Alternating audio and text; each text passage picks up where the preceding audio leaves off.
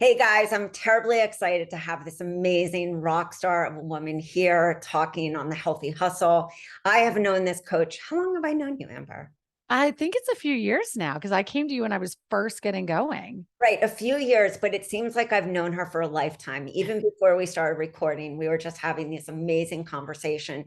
She's one of those people that I could say is definitely like a sister to me. And I'm extremely excited because I begged her. I did. I begged her and said, please, Amber, come on the show, talk to coaches on how you created a successful business, behind the scenes, all that kind of stuff that we love to hear from actually somebody who is doing it successfully. So, Amber, tell everyone a little about you.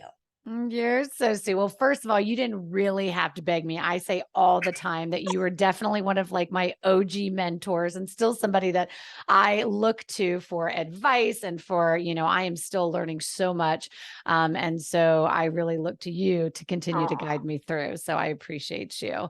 Yeah, it's really funny. I think that most coaches in this business, how we got to what we're doing today was really kind of like a windy and bumpy road, right? I don't think so many of us, I don't think really first started off like in college being like, oh, I want to be a health coach, right? And I think this is what makes us, what makes us the best kind of coaches is from drawing from experience. And really for me, I think kind of just a little bit about my journey. It's just from the age of about 10 years old, started having a very unhealthy relationship with my body and myself.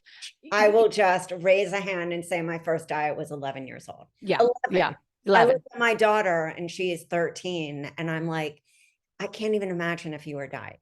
No, I can't argue my daughter too. She's 11 too. I can't even imagine if she were to tell me, want to talk to me about calories. Like it's just mind blowing to me. But from a very young age, I got this overwhelming sense of that I was not okay as I was. That the body that I was in as a 10-year-old girl, a 10, 11-year-old girl was just not right. And this is what really just progressed for me into kind of a lifetime of having a very unhealthy relationship with my body, constantly bouncing from one diet to the next. Right. Really, really, I would say just really learning to attach my value and my worth to that number on the scale, to what size I was, to how I looked. And for me too, it was really hard because it wasn't like I was ever an overweight child, right? I was never even like I was a cheerleader, a track runner. I was very like people when they hear my story now, they're like, really? I never knew all that was going on with you because that wasn't really, the case. That's not what we saw. Not what we saw. It's not what we saw. Yeah. Right. Isn't that just the case pretty much in everything in life? It's not what we saw. That was not the front that I put on. I put on this front, and I always have that I am a very strong and confident and secure woman. But underneath it all, that was not really the case. And so this led to really just my in my 20s, really engaging in a lot of unhealthy behaviors, a lot of drugs, a lot of alcohol, a lot of, I was a bulimic. I was just trying to find all of these things to like fill such a void in my life. And I've come to realize at the age of 43 and through a lot of damn therapy, that really just that void in my life was just really how I felt about myself. And I Yeah. didn't really love myself. And so, all of this really just progressed through my, into my 20s. I was able to seek help professionally for the binging and the purging, but I physically healed, but I didn't mentally heal. Like Oh, I, I can't believe that you just said that. I love that so much. I was sharing, we had put out an anti-diet program. And yeah, when I read it and I was like going through it, there were like tears because it that eating disorder that I had, that was like my first baby blanket, was so yep, much about not liking myself, not yes, liking of myself. And I think just like me, I healed the binging and the purging. I healed that part, but there was still an emptiness inside. And sure. that's what so much of that like weight loss culture kind of promotes to so many people. It's like fix it, but then you don't realize that there's all this healing. Oh, diets are just a Band-Aid. Diets are just a Band-Aid for like, we don't get, that's the whole problem. I mean, this is a whole other tangent we could go on, but like diets are just, they don't get to the root problem of what's really going on for Like, most why are you women. overeating? Why are you binging? Why? Why? Right. Why? What's the why? And if we don't address the why, and this is so much of the really kind of the methodology and what I've been leaning into in my coaching is addressing the why. Yeah. Addressing the why first. Like, you know, we have these, if you are somebody that has weight loss goals, you are somebody that's got some health goals, like going right for what diet culture teaches us with the nutrition, with the exercise, and like honing in on that, that's the Band-Aid. Like that's putting the cart before the horse. You're not getting to the root of the problem. And so that's exactly what happened to me, is that I didn't get to the root of the problem. So then you fast forward to, and now I'm in my 30s, and I get pregnant with my first baby. I gain about 70 pounds. I was about 210. Yeah, 210. I was a house, Rach. I I was a ate house. everything. I was like, I was at everything. Scott, go to the bakery, get everything. It was disgusting. I was preeclamptic. And it's because and I didn't know I was doing it at the time, but I used my pregnancy as an excuse for a 9-month binge. I Binge. mean, that is what I did. And so after I had my first baby, I did lose the weight, but it was super unhealthy. I was doing all these crazy, like long-term detoxes. I was basically just Right. starving myself. It was gross. And then just rinse and repeat with my second baby. And so then so then fast forward to, and this is really kind of the kickstart to me starting my business, was I was in a period of my life, which I now know completely changed the trajectory of my life. I was turning 40. I was in a very successful, very lucrative sales job that I'd built for 18 years, but I was so unsatisfied. Mhm. My marriage was falling apart. And I knew that divorce was kind of on the horizon, right? And I was very broken. I was very unhappy. I was very broken.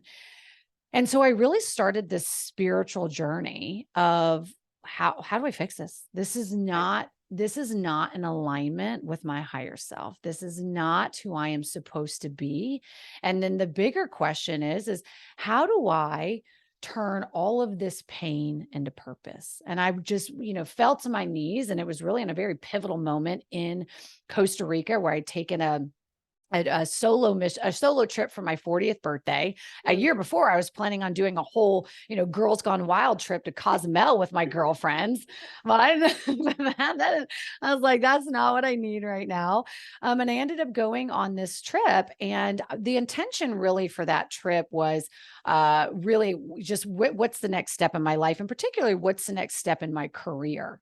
And really, again, with this underlying kind of question of like, all of this that I'm going through, God, like, what's the purpose? I know you have me here. And I read, I was at that time reading a very pivotal book in my life by a mentor of mine that was like full circle. Just a few months ago, I got to have her on my podcast, which I was so pumped about. But Gabby Bernstein wrote a book called The Universe Has Your Back. And it's just Yeah. all about like really leaning into believing, trusting in God and spirit, universe, whatever that higher power you believe in, is that he's got your back, right? That you're at the right place at the right time. And so I was meditating on the beach and just really asking the question, like, what am I supposed to do? And it was such a divine moment. And that it literally hit me like a ton of bricks. I just wrote down the word coach. And I was like, okay, I'm supposed to coach. Like, coach what? I knew in my core that I was supposed to coach women. I knew that. I Right. felt like that in my core, but I wasn't sure how. I did know that I did feel like it was that, because nutrition and fitness have always been a passion of mine. I immediately went back, because I'm a doer and I'm not going to waste any time. I immediately went back and I was like, with the intention of, I'm going to enroll in IIN, Institute for Integrated Nutrition. I'm just going to get the ball rolling. I'm going to start this as a side hustle. Yeah. And through this journey of even just making that simple step, it really started the process of me also starting to heal myself, with nutrition and with stopping the dieting and really starting that program with IIN, really starting to look at food differently from more of a functional medicine standpoint, from more of an integrative. And I know that's why you and I are so much aligned, Rachel, which is, I know that's what your whole kind of, background too of going through that journey. Yeah. And Well, so, and going through IN it helped me to slow down. mhm. I'm still not doing yoga. I still haven't, I, but yeah, I swear, IN's always like, do yoga. I'm still, but I will tell you, like breath work and all the things that I learned at IN really helped me to start that healing process for myself. And yeah, similar to you, I had that wake up moment where I was like, my kids had a lot of food allergies, a lot of, kind of mystery stuff going on. And I was like, they're only babies. And I looked yeah. at my own experience and realized that like I needed to coach similar to you. I had no idea how I would do it. Yeah, I didn't know. And, it's funny. It's like at the time, because it was just all I knew, I didn't really even know that I was really going to be doing what I do now, which is helping women over 40 Right. to achieve sustainable weight loss. And I use the word, sustainable, meaning like teaching women how to stop the dieting, that teaching women that they can live a lifestyle where they're enjoying and feeling satisfied with healthy, nutritious foods, and they are no longer a slave to food and no longer in that vicious loop of dieting and feeling miserable in their body and all of it, right? And so I think that I hear a lot of coaches say this, but I don't know that I think that it sort of just found me. I think that when I started opening up and really leaning into my experiences and my relationship with food and all that I went through, it allowed me just to be a better coach. And Right. I just found it to me, or it just found its way to me. So really, and we've talked about this before, what kind of really catapulted my business was in 2019 is when I kind of like, I always say, I was like, I launched my business in 2019. Okay. First of all, I literally like bought a domain for a website. Okay. I had a website built out, and I always laugh about this too, because I can remember being on your calls, like on your weekly calls, right, for your Right. membership, and just in tears being like, Rachel, I just spent $5,000 on a website. And it But your was like, website is gorgeous. okay, but there's been so many iterations Okay, of that, but appreciate like this was one of the things that I always share with new coaches, and you preach this all the time, which is you do not need a $5,000 website when you are first starting out. I wish I would have realized that, because when you're first starting out, you don't even know what you're doing. You don't even know truthfully your niche. You just don't. It ends up morphing and over time and practicing. And here I am, 2.5 years later. And I feel like I am just now getting into really the groove. setting into my groove as like who I coach, right? The transformation that I not only promise, but like what lights me up. Right. And that's where I've been able to really find my way back to a lot of the mindset piece of it, which is I feel like really in alignment. But in the beginning in 2019, I spent all this money writing all these programs, doing all of that. And I knew nothing about really what I was supposed to be doing. Yeah. Well, and I think the hard part about it in the beginning is your niche is usually like a soul niche. It's something that's come to you, but you don't know how to explain it to somebody else. So the Yes. messaging's a little off. You Yes. don't know exactly, like you said, the promise of what you want to offer. So it's like we just kind of get into this state of overwhelm. And Yes. for me, I started out as an emotional eating coach, working like focusing on gut, and it became so much. I actually said to my husband, I was like, I am getting triggered too much by this, because I was getting girls out of Renfrew and it was just like Yeah. a little too intense for me. Wouldn't be the same today, but at Yeah. the time I was like, you know what, this still was pulling on me, still was triggering me. Yeah. So Yeah. I shifted to be a gut coach and with a focus on weight loss, because I was like, well, if you heal your gut, you're going to start losing weight. Yes. Yes. Right. I started to be able to understand like what my system and my process was, but that didn't come overnight. I mean, I Yeah. sit there and I think about that first 2 year struggle, and Yes. it was definitely a struggle to find my voice. Yes, 1,000%. And I think too, there's so much too that goes along with that. I think in the first couple years, it's also like, number one, I think what can contribute to that overwhelm too is I think in the first beginning, at least the first couple of years, there's a sense of like fragility to your like you think your business is so fragile because it kind of is, right? You're trying to like build your following and all of that. And so then what that can create though, when you constantly have this mindset of like, oh my gosh, like my business is fragile. If I don't post every single day, then and it is required though to be consistent. I know that, but I'm just saying you can get to that point though, where it's like, um, especially after a couple years, we're like, okay, I've built up enough of a following, like I've built up enough of a business here to where I can relax into this a little bit, Right. because my business isn't going to fold. My business isn't going to go away. I need to, I can relax into this, which I think is hard. But we were talking about this before the show, the Well, first we couple were of talking years. about Yeah. this before the Yeah. show. I think what's hard, and I have like the thing, good things come to hustle, but good things come to those who hustle, is that in that beginning stage of any business, I Yeah. mean, they say it takes 1 to 3 years to build a book. Yeah. So that's in any business. It's really a level of grit and and hustle in that beginning. And I know that this is going to like disrupt the feathers of people listening to this, but it's one of the reasons why I called this the healthy hustle, because I have not seen anybody who sits there and talks, take a rest, you can stop hustling, No. is at that next stage of their business. In that beginning part, I think what contributes to that hustle is there's a difference between working and there's a difference between overthinking and fear. And when Yes. you're overthinking and you're fearful and you've got, just like anybody, imposter syndrome, maybe for someone like you, it's a little less because sales was part of it was part of your main job before. But I would say for the majority of people, that is scary. Building a business, is scary. And I think that when we get to that place where we are in that groove, Yeah. we can take that pause and say, I have enough content that I've created. I can Yeah. repurpose the content. We've learned how to repurpose content on multiple platforms. And so Yes. that isn't as much pulling the strings anymore. Yeah. And I think too, like I know in the beginning, it's like, my God, even like recording a TikTok video or writing a post on Instagram, like you can get in your own way, right? It could take Yeah. like writing a post on Instagram in the beginning. I could spend an hour writing a post. And now I'm like, man, if I can't knock this out in 15 minutes, I have to move on. Like I have to, Practice. I mean, I yeah, think practice. Yeah. tell everyone listening, what was the social platform that really worked for you? Now, given this is going to be different for each person, but I always love to know like what worked for each coach.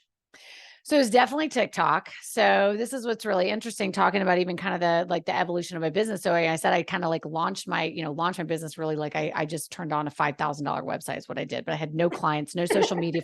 And this was like November of 2019. Well, Right. I really had no idea. Obviously, nobody knows, and nobody else did too, that the pandemic was getting ready to hit. And so I was it's about, I guess what March is when that happened. And I was at my sales job. I got sent home from the sales job. And this is when I was just having to work from home. And because I am a hustler and I'm always going to be trying to figure out ways to, get things going, I watched this marketer talk about TikTok and talk about how TikTok was really kind of the wild, wild west of social media. And at that point, I had been posting pretty consistently, like on Instagram, but I had like 300 followers. They were all my friends. And I was like, this is for the birds. Like, I need to get some growth here. But I was terrified at this stage of my life. Like I had never even done like taken a selfie of myself. Like I didn't we're going to record video. I was so insecure, like so no way. Like doing a live on Facebook terrified me. I mean, it's mind blowing to me now where how much of I've healed myself over the last couple years, of being much more comfortable with that. But anyway, so I decided though that my drive to succeed was greater than my fear. And I thought, I had a little told myself, had a little chit chat with myself that I need to put on my big girl panties.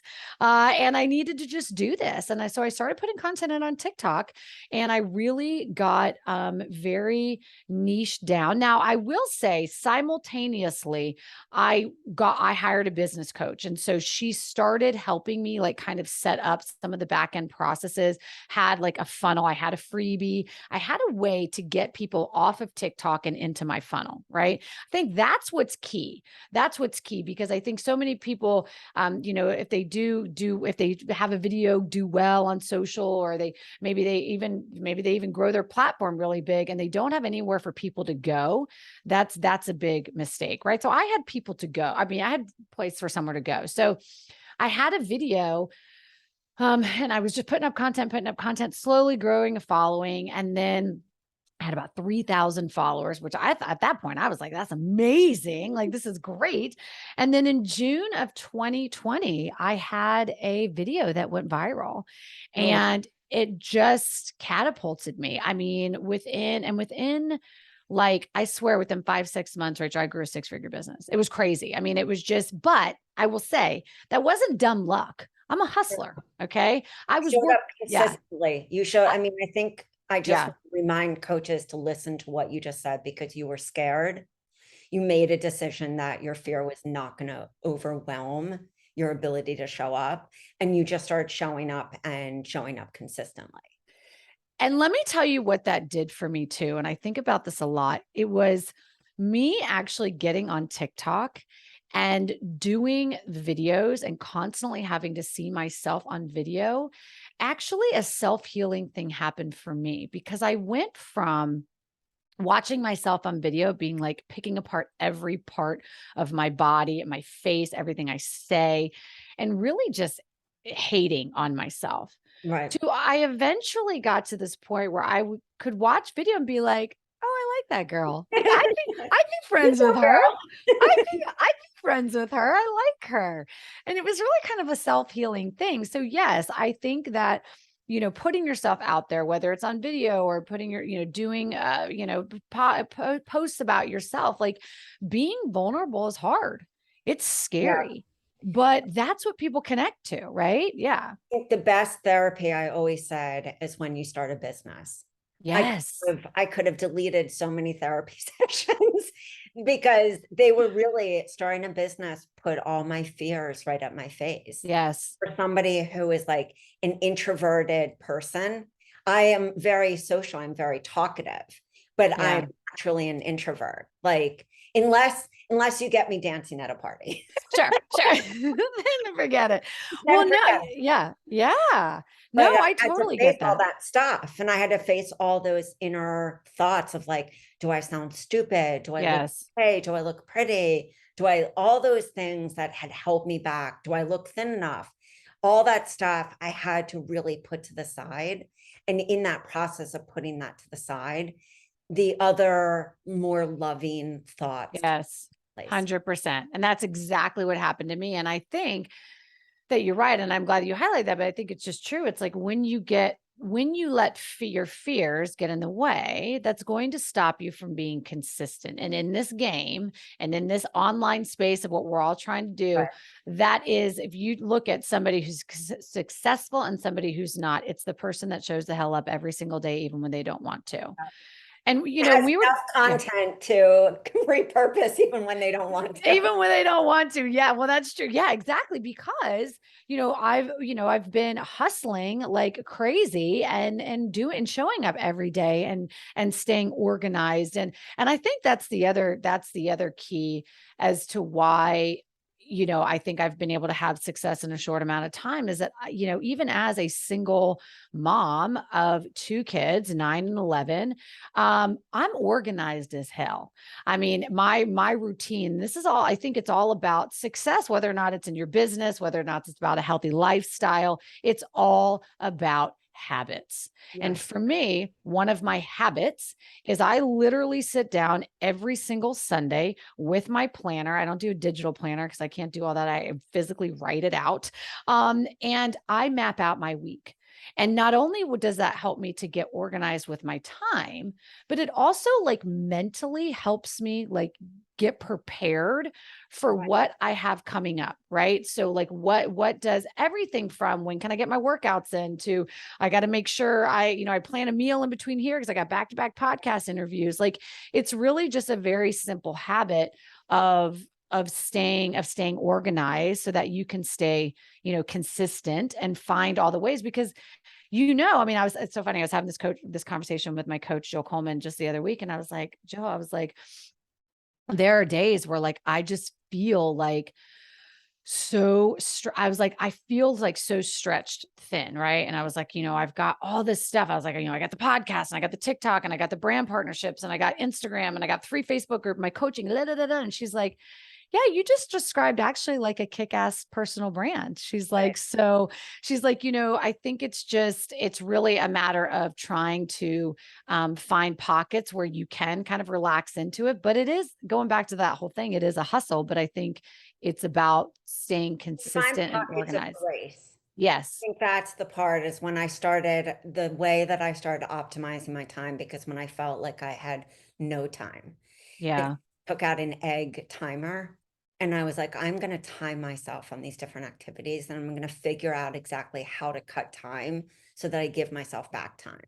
And I think the other thing is to really look at what we're doing and see if there are any pockets of wasted time.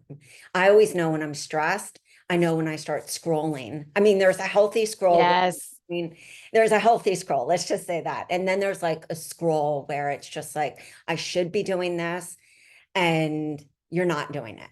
And then I think there's also the part when you're building your business or at any level where you're like, I don't know what the next step is. And that's why it's Yeah. have a coach. It's why it's great to have that clear path in the beginning. And I love that your coach had suggested for you to have a funnel because if we're not building a list, how are we going to get people to buy our programs? We can hope that they come off of social media and follow us. But I think when you have a funnel in place, it actually provides the perfect ground for your client to get to know you and then be nurtured to your main list.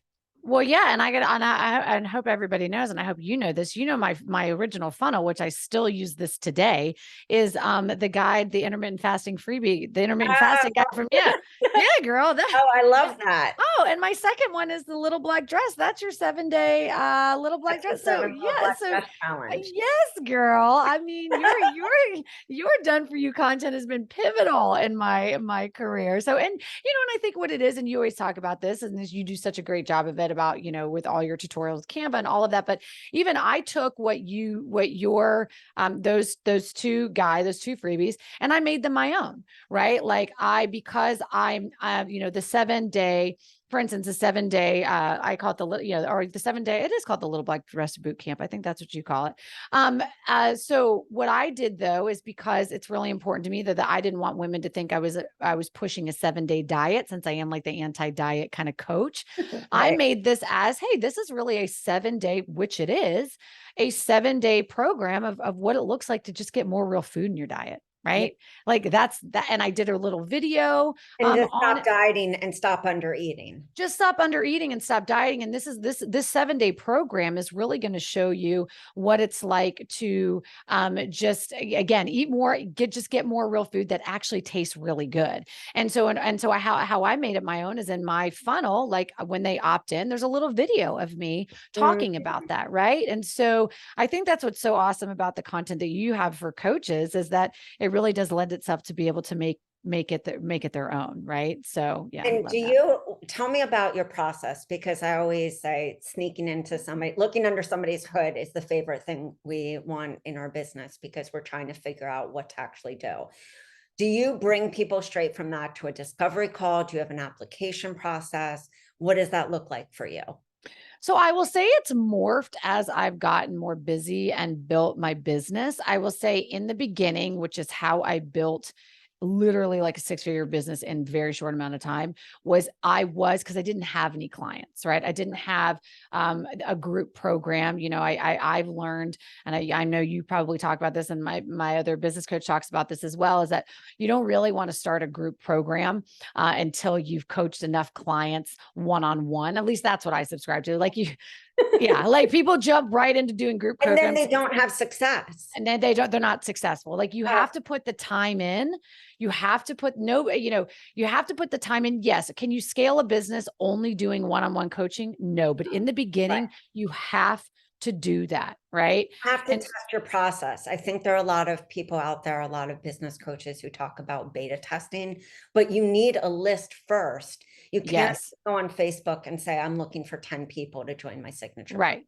Right. Isn't No. going to fly in today's age. That And especially with how saturated the market is, like yeah, you've got to make it a little more compelling. You've got to have some testimonials behind it. I mean, there's just so much more that goes behind that. And then I will even say too, to take it a step further, you can't start like a membership or a continuity program until you've successfully run a group program like 3-4 times, right? Like you've got to kind of put in the work. So I would say for me, the process was in the beginning, for sure, I was leading them from opting into the intermittent fasting freebie to a discovery call. And then I was selling them into one-on-one coaching.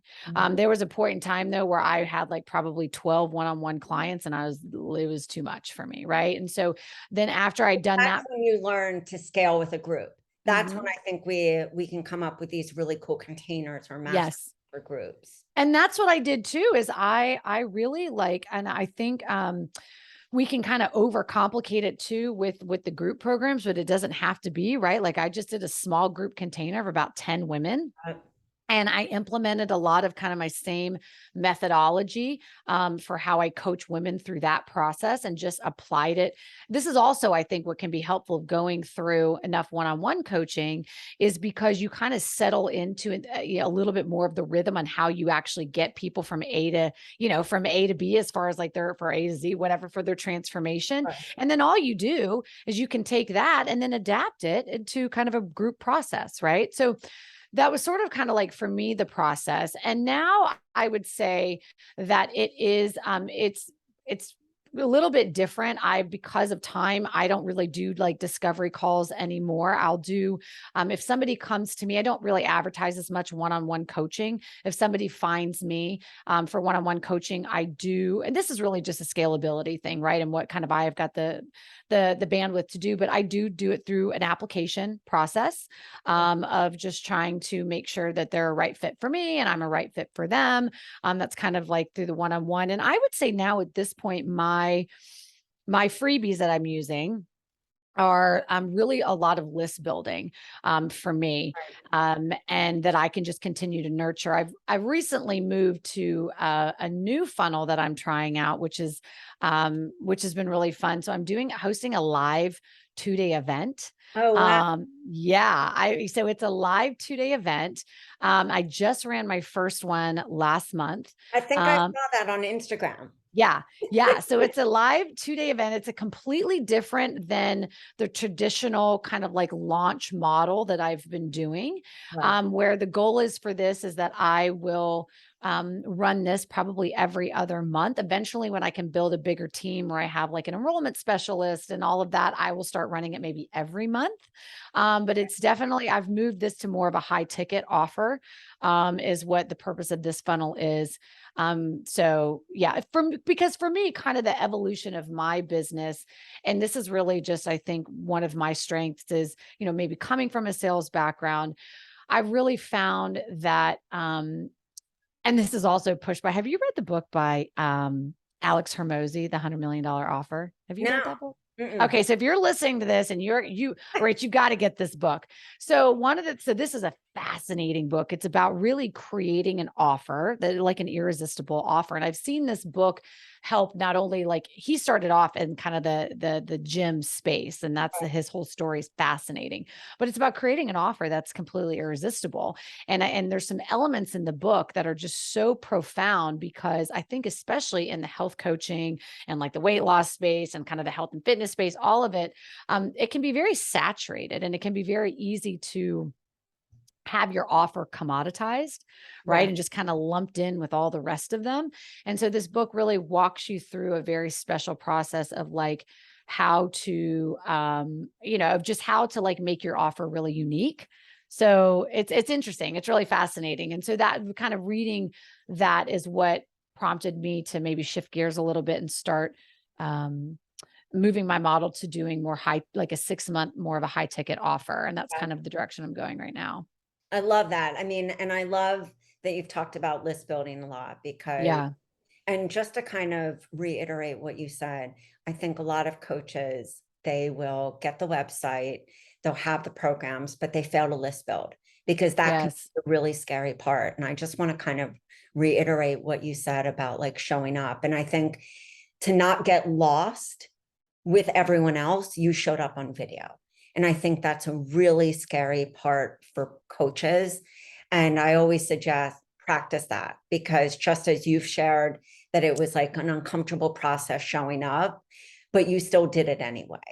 And I think in this world, you have to be showing up in video.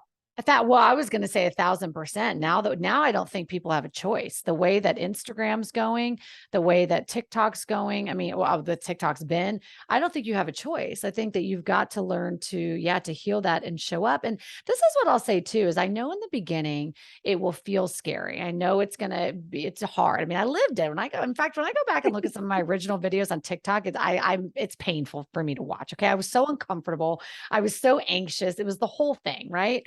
But I think that, it's one of the reasons why my business grew so fast is because people, when they get to see you in video, I have people all the time, they'll be like, I feel like I know and I'm sure the same for you, Rachel, because you're always showing up on video too. But it really is one of the like fastest and easiest ways for people to connect with Get you, to know you. to get to know you, right? And here's the thing too, is what I'll say too, is if doing like long videos seems very scary to you at first, if you're listening to this and you're like, that just seems really hard, I don't know. Why don't you start with Instagram stories, right? Do little Yeah. quick snippets, peeling back the curtain of who you are just as a person and start to get comfortable with the camera with that, or even doing Facebook lives, maybe in your small community where it's kind of the circle of trust. It's not as scary as doing it out to everybody. Start there, and start to build that confidence within yourself. But yeah, at this stage, if you want to be successful as a coach in the online space, you've got to get down with the videos. Well, for everyone listening, what are your closing thoughts? If you could go back and say, okay, now I know you talked about the website and going through like different variations of that, but if you could go back and tell yourself back when you started, what would be your advice? Oh God, I mean, how long we got here? I know we got to It's wrap it up. fine. There's We so can. no, I'm like, no, there's so much that I want to say. Number one, I will say, and we've definitely hit on this, but I do think that this is key, is showing the hell up. Yeah. It's staying consistent, right? It is, and it's not necessarily about doing all of the things all the time, but Mm, pick the things you're gonna do and do it. yeah. Right. Pick the things that you're going to do and do it, and do it well. Right. I mean, I think that's one of the biggest things that I would say. And, I would also say, and this is something for me that this is a hard lesson, is that so much of the reason why I think wasted thousands and thousands and thousands of dollars in my business um, is because I didn't trust myself Mm, and because I had a lot of imposter syndrome. And so I've got so many stories of this, but this is something I've had to really heal, is just really, and the reason why people are like, well, how do you eat thousands of dollars doing that? Well, it's because, my it's God, so easy. it's so easy. You think you need the $5,000 website. You think, I mean, if I told you how many like coaches I've hired over the last 2 years, I mean, I can admit this stuff. Like it's crazy. And it's a lot of it is just at its root. It's me not like trusting myself and not being confident within myself. Right. And so I think really, really navigating that. But I think for me, those are two really big things of like just showing up and staying consistent and really, really learning to like trust yourself. Yeah, for sure. Well, and I think the hard thing about having a business is we don't trust that process in the beginning. And Yeah. I know that every time that I've hit like a growth stage, I go through a period of a lot of fear, a lot of need Yes. for coaching, and that's okay. I've learned that, but I've learned that that imposter syndrome, it doesn't ever fully go away. It's just how much you're going to feed it. 1,000%. So A it's like, thousand don't percent. feed it, feed the faith more than the fear, Yeah. because the two can't exist on the same bridge. Yeah, 1,000%. And I will say this too, and I'm just going to shamelessly plug you. I will tell you, if you're a coach listening to this and you are not working with Rachel in some capacity, if you are a new coach, you are really missing the Oh, boat here. No, honestly. We were talking about this before the show when I was, I remember we were talking about when we first started going, but there's when I spent all that money on the website, and I can remember sitting in one of your like weekly Zoom calls, because you talk about showing up for your people. I mean, you show up, uh, just consistently every single week. And it's just the value that you give is unreal. And I can remember just showing up and being like, even going through like your exercises of like trying to find your niche and really drilling down in your pillars of topics and all this kind of stuff. I mean, I still implement a lot in my business every time I'm like kind of changing things up a little bit. And so I would say that number one, if you're not already working with Rachel in some capacity, you need to change that. But number two, like I think it's so important. Coaches need coaches. yes. Coaches need coaches, for sure. And so I know for me, I've never been somebody that's been afraid to, and probably maybe too much, as I was saying, I've hired too many coaches, but I'm just saying I've never been afraid to like put money back into my business. Uh, And I think that it can be really hard when you're just getting going to not operate from a place of scarcity. yes. Um, yeah, I right. know. And I'm almost like, wait, Amber, should we just keep going and make this like a 24-hour podcast? seriously, I love it. Yes, We'll girl. be like, It's okay, everyone, pause, pee. Maybe too. You should be pooping every day. yeah, Start the exactly. next session.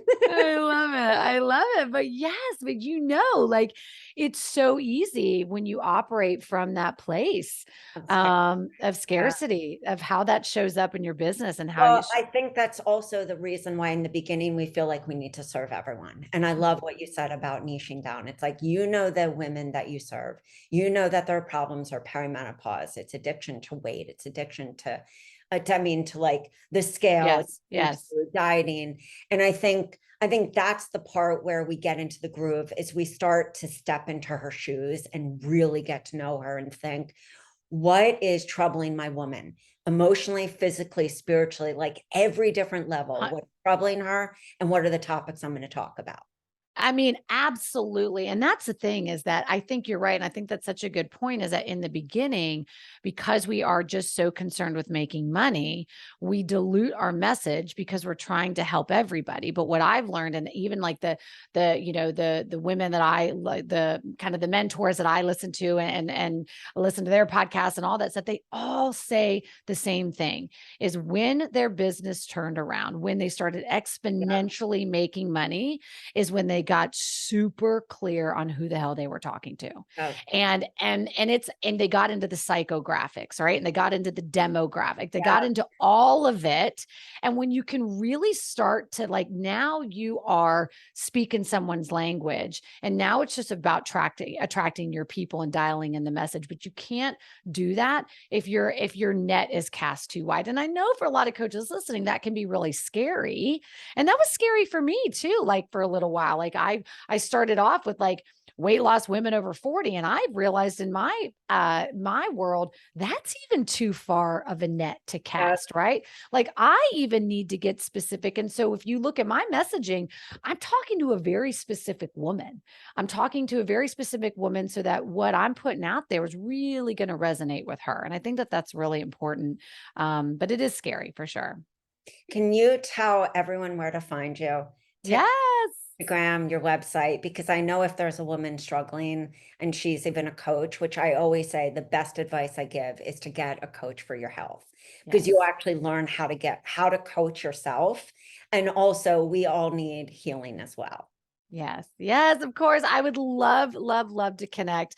I am just at it's MS Amber Shaw. So Miss Amber Shaw on Instagram, on TikTok. You can send me an email, amber@ambershaw.com. And yeah, if you are a coach and you're listening to this and you've got maybe a question or something I said resonates, reach out to me. I love connecting and just with other, badass female entrepreneurs. I love just connecting with just other women and just really finding ways to help empower each other. So definitely. Guys, make sure you follow this woman. I would say also just check out how she shows up. I think it's really important to be able to go and watch other people who are doing it well and successfully doing it, to be able to know how to actually show up yourself. But remember, listen to the tips that Amber shared today. She shared straight from her heart, something that you should be doing on a daily basis. So guys, peace out. We will see you on the next one. Bye. Thanks, Amber. Bye. Thanks.